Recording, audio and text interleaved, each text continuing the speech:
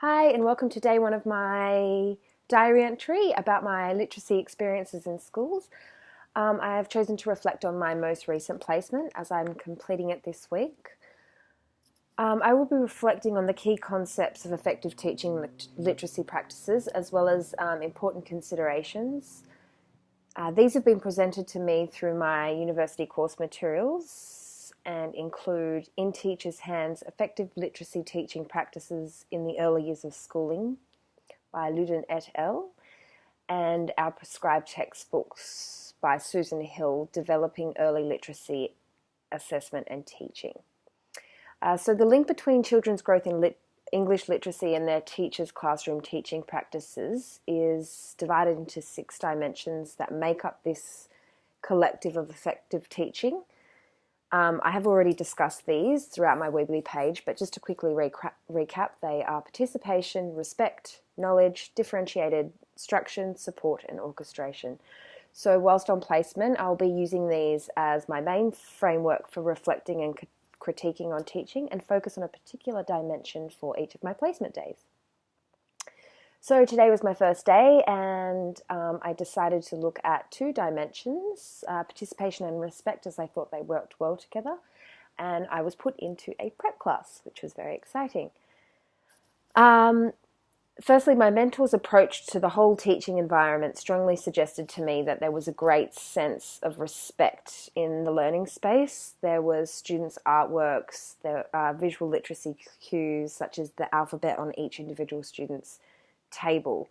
She had plenty of books, home readers, newspapers, magazines, as well as she would use the smartboard of a morning to play a song that they could sing to when they were coming in. When they were having their recess, she would also play another song. And after they had their lunch, they would come in and often watch a digital story. So there was a diverse range of literacies just in that first element of the classroom. The classroom structure in particular was very structured and routined, and the consistency, I thought, helped keep the students very engaged and motivated when working on different literacy lessons. But what I found most striking about her teaching or facilitating was that the language in the classroom was so motivating and encouraging, and she was constantly giving feedback to all the students about what they were doing and how they were going. It was a very positive environment. There was also a couple of teachers' aides in the classroom, which also helped support that positive, engaging, on-task classroom, especially in a prep class.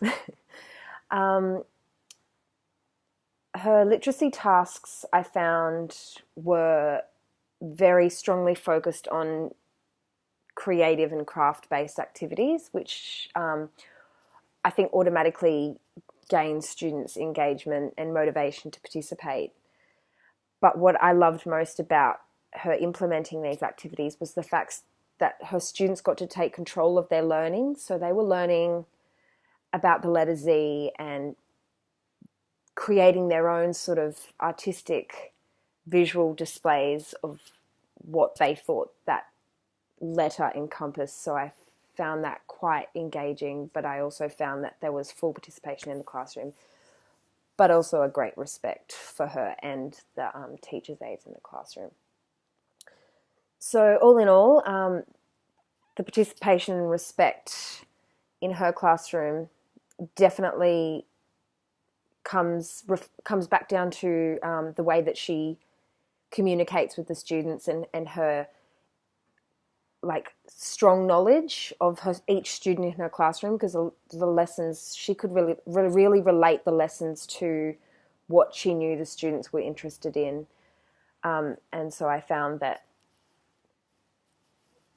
was a really positive thing, and that a lot of her students were constantly engaged. But anyway, that's for today, and I'll see you tomorrow. Thanks.